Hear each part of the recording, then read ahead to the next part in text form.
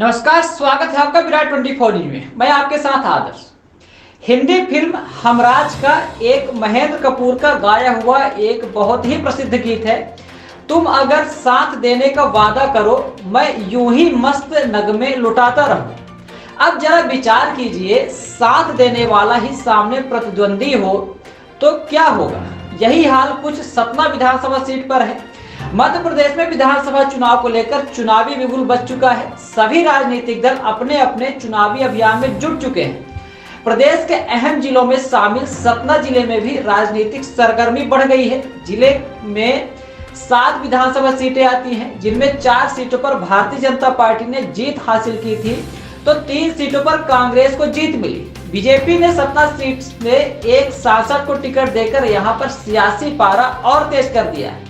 जहां पर पूर्व में 18 के विधानसभा में बीजेपी प्रत्याशी को हरवाने व कांग्रेस के सिद्धार्थ कुशवाहा का साथ देने का आरोप लगा था। अब सिद्धार्थ भी मैदान में है और गणेश भी, जिससे मुकाबला दिलचस्प हो गया है।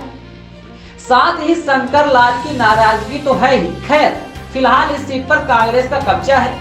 मध्य प्रदेश में एक चरण में 17 नवंबर को वोटिंग कराई जाएगी। भारतीय जनता पार्टी व कांग्रेस दोनों पार्टी ने ओबीसी चेहरा उतारा है। साथ ही बीजेपी से बगावत कर बीएसपी की सवारी कर रत्नाकर चतुर्वेदी अपनी चुनौती पेश कर रहे हैं। सतना सीट के इतिहास की बात करें, जहां राजनीतिक इतिहास पर गौर करें तो यह सीट बीजेपी का गढ़ रही है। 1990 से लेकर अब तक 7 चुनाव में बीजेपी को 5 बार यहां से जीत मिली, जबकि 2 बार 98 और 18 में कांग्रेस के खाते में जीत गई। इससे पहले शंकर लाल तिवारी लगातार 3 चुनाव जीतकर चुनावी जीत की हैट्रिक लगा चुके हैं। वह 2003, 8 और 13 में चुनाव में विजयी हुए, लेकिन इस बार बीजेपी ने शंकर की जगह गणेश को टिकट थमाया।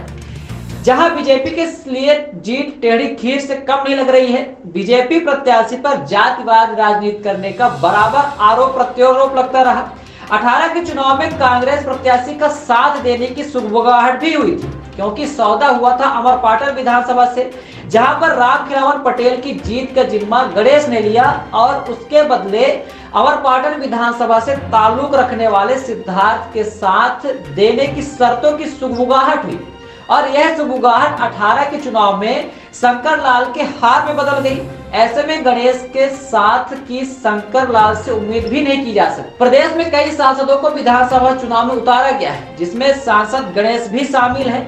लगातार 4 लोकसभा चुनाव जीत चुके हैं और वह पहली बार विधानसभा चुनाव में उतर रहे हैं, या फिर ये कहें कि उतारा गया है।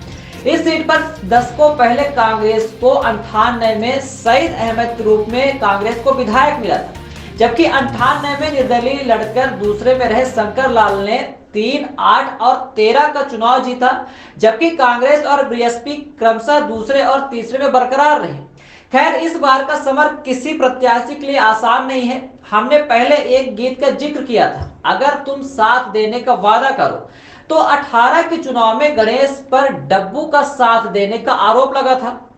अब हालात यह है कि गणेश खुद मैदान में है, तो अब कौन किसका साथ दे। ऐसे में अमरपाटन के रामखिलावन भी अलग थड़क पड़ चुके हैं। खैर, इसकी चर्चा हम दूसरे वीडियो में करेंगे।